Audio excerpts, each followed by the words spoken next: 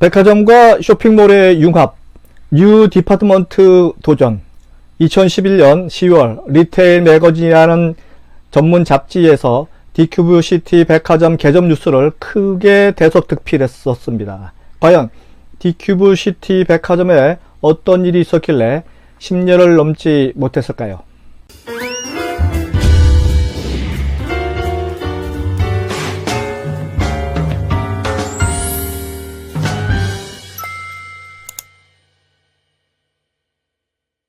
안녕하세요. 유통부당 김앤커머스 대표 김영호입니다. 오늘 유통혁명 73번째 이야기는 지난 시간에 이어서 롯봉기 힐스를 꿈꾸던 디큐브 시티 백화점은 왜 망했을까 2편 마지막 편입니다. 지난 1편에서 다뤘던 내용을 다시 이어서 이야기한다면 디큐브 백화점의 색다른 MD 전략 중에 세 번째, 먹고 노는 식당과 플러스 문화홀로 차별화를 이야기했었는데요. 그 당시 놀라운 일은 한식 저작거리라는 것이었습니다. 지하 2층에 700석 규모로 운영되는 초대형 한식 테마관인데요. 대성산업과 이야기 있는 외식 공간이 35억 원을 투자해서 새로운 외식 브랜드를 만들어냈었습니다. 유네스코가 지정한 세계문화유산인 경주 양동마을을 모티브로 만들어진 이곳은 전통 한옥과 누각 같은 인테리어를 도입해서 고객이 마치 민속 장터에서 식사하는 기분이 들게 한 것이 특징이었습니다. 700석 규모라고 하니까 상상하기 힘들겠죠. 여기에다가 최첨단 문화홀을 만들었었는데요. 백화점과 같은 건물에 영화관 대신에 뮤지컬 극장 그리고 다목적 공연장을 갖춘 디큐브 아트센터를 배치한 것입니다. 신도림동에서 새로운 문화 명소로 거듭나기 위한 시도라고 할 수 있겠습니다. 디큐브 아트센터는 뮤지컬 전용 극장, 디큐브 시어터와 연극, 전시회, 강연 등에 활용할 수 있는 다목적 공연장 스페이스 신도림을 갖추었습니다. 본 아트센터를 위해 대성산업은 8년여에 걸쳐서 총 공사비 700여억 원을 투입할 정도로 아트센터 건립에 정성을 다했습니다. 특히 1242석 규모의 디큐브 시어터는 최첨단 시설로 설계했기 때문에 서울 서남부 지역민들에게 최고의 공연을 관람할 수 있도록 하드웨어는 설계되었습니다. 그야말로 서울 서남권의 국내 최고 수준의 콘서트홀, 뮤지컬 전용 극장이 만들어진 셈이죠. 그 당시 디큐브 백화점에는 국내 최대, 국내 최초 이런 수식어가 계속 나왔습니다. 그리고 특히 유아동 매장으로 운영되는 4층에는 어린이 테마파크인 뽀로로 파크가 국내 최대 규모로 입점했으니 말입니다. 총 43억 원을 투자한 뽀로로 파크는 놀이와 감성, 교육을 함께 즐길 수 있는 공간으로 어린아이들을 둔 젊은 주부층 등 고정고객 창출에 큰 역할을 할 것으로 기대하고 많은 투자를 했었다고 합니다. 1조 원 투자, 1조 원.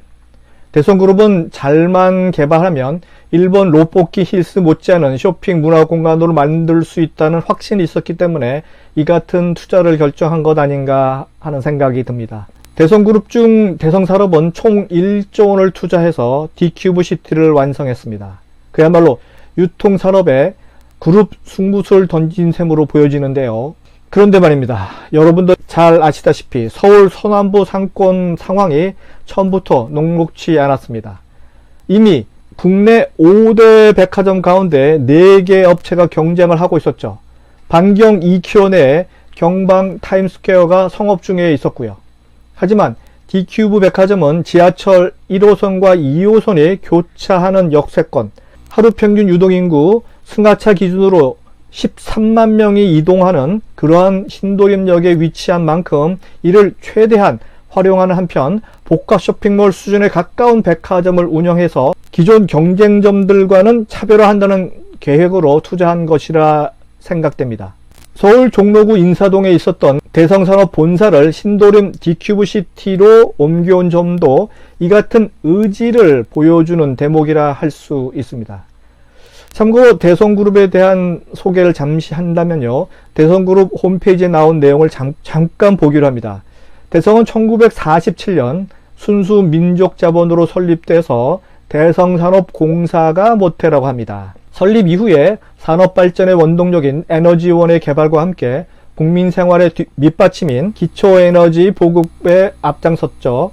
대한민국 에너지 변천사의 주역으로 연탄, 석유 등 기초연료 산업을 시작으로 해서 1980년대 기계전자 환경사업으로 사업을 다각화했고 90년대는 해외 유전 개발, 건설업으로 이어진 다음에 2000년대에는 유통서비스업, 열병합 발전사업, 신재생에너지 사업 등으로 사업 영역을 넓혔다는 것이 대성산업의 홈페이지에 나온 내용입니다.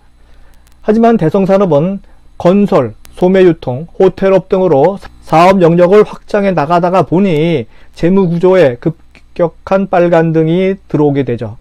2007년까지 차입금이 4천억 원대였지만 2011년 말 보니까 디큐브 시티 건설 프로젝트 파이낸싱 대위 변제 9,770억 원, 공사비 5,909억 원으로 인해서 총 차입금이 2조 2,788억 원으로 불어나 버렸기 때문입니다. 이에 따른 재무개선 작업으로 2012년 디큐브 오피스, 디큐브 호텔을 매각하게 되고요. 결국에는 2014년 11월 디큐브 백화점까지 매각하게 됩니다. 2015년 3월 현대백화점은 디큐브 백화점을 20년간 임차 계약을 맺었으나 2025년 6월 이것마저 종료를 하게 됩니다. 네, 디큐브 백화점은 역사 속으로 사라지게 됩니다. 자, 이제 정리합니다. 1조 원의 투자, 국내 최초, 국내 최대 MD 뉴스가 연일 들려오던 백화점, 서울 서남부 쇼핑의 대명사로 자리매김을 해서 일본 도쿄의 롯본기 힐스처럼 사업을 발전시키려 했던 대성산업의 디큐브시티 백화점은 어디서부터 잘못되어서 이런 결과가 되었을까요? 유통구단인 제가 해당 업체에 직접 관여해서 경영 내부에 있지 않은 관계상 정확한 내부 사정은 모릅니다. 하지만 30여 년간 유통 컨설팅한 제 내공으로 보면 처음부터 기획안에 문제가 많아 보입니다. 만약 처음 기획안을 제가 운영하는 김앤커먼스에 의뢰했다면 다르게 접근했을 거라는 것은 틀림없어 보입니다. 유통구단인 저라면 이렇게 접근하지는 않았겠죠. 이상으로 롯본기 힐스를 꿈꾸던 디큐브 시티 백화점은 왜 망했을까 두 번째 2편을 마칩니다. 다음 시간에 뵙도록 하겠습니다.